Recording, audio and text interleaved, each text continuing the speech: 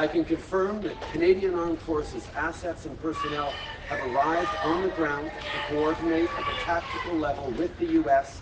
and with our allied partners. This will help get Canadians, Afghan nationals, and their families to safety. 2 Canadian Armed Forces C-17s will be making regular flights into Kabul to support evacuation efforts.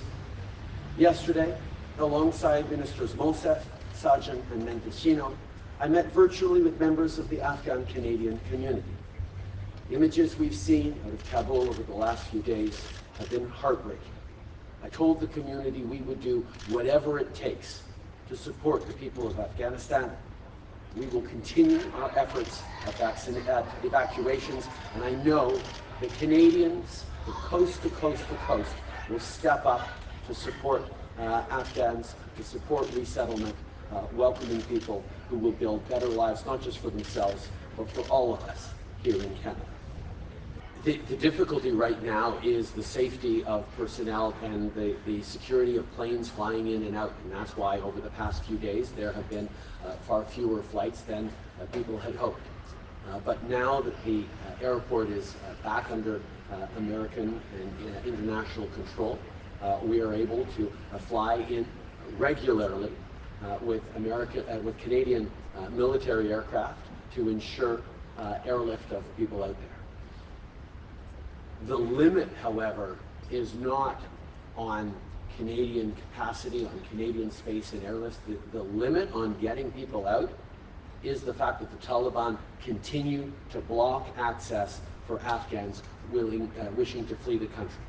We are going to be there with aircraft, with spaces on aircraft to bring people to safety, but unless the Taliban shift their posture significantly, which is something the international community and Canada are working on, it is going to be very, very difficult to get many people out.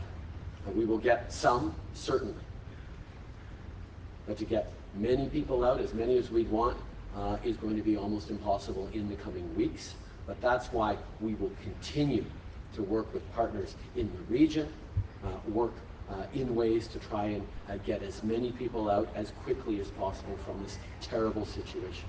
According to eyewitness reports who are on the ground in Kabul this morning, the Taliban is not stopping the exodus of people leaving. They're not getting in the way of it today, but people do not have Canadian visas, and that's what's holding this up.